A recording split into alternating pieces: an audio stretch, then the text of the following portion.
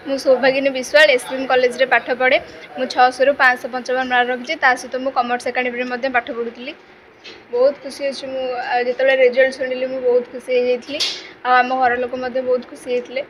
श्रेय फास्ट तो मु सार मैम मान को देवी कॉलेज सार मैम मैंने मुझे पढ़ुली कॉमर्स एकेडमी सेठिकार समस्त सार मैम मैंने मो फैमिली मेंबर मो बापा मामू मो बड़ बापा माँ भाई समस्त 8 ରୁ 10 घंटा पाठ पढ़ुली। आगो को जड़े लेक्चर हाँपी एम रखी। श्री भगवान विश्वाल खुशीर परिसीमा नहीं अमाप अमाप खुशी यापाई मुख्यतः मो बड़ भाई को देवी कारण से मत पिला पाठ पढ़ापी सब प्रकार साहय सहानुभूति कर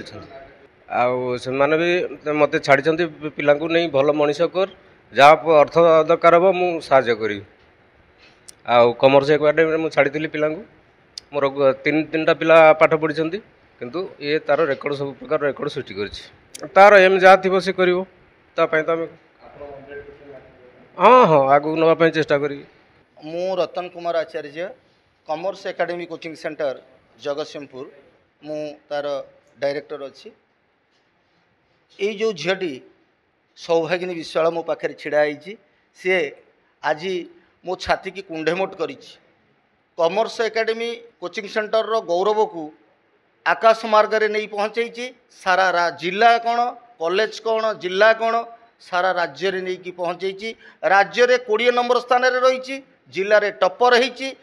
कमर्स एकेडमी कोचिंग सेंटर ना को आकाश मार्ग को नवा सहित एसवीएम ऑटोनोमस कॉलेज जो पढ़ुला तार ना को भी आकाश मार्ग रे नहीं पहुँचाई से मु बहुत खुशी एवं सी मार्क रखी 600 रु 555 एवं सेकेंड टपर भी commerce academy coaching centre commerce रे होती सी हूँ ऋतुपर्णा स्वाही सी रखी 500 रु 600 रु 546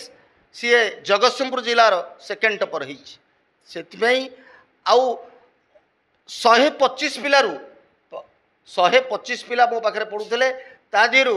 90% पिला मोर ये फास्ट क्लास पाई 500 रु ऊर्ध्व मार्क रखी पाखापाखि 23 जन ऊर्ध्व तो बहुत खुशी अच्छी। खाली कमर्स एकेडमी कोचिंग सेंटर ना आगु को जाई नहीं एसवीएम ऑटोनोमस कॉलेज ना आगु को जाइए से बहुत खुशी।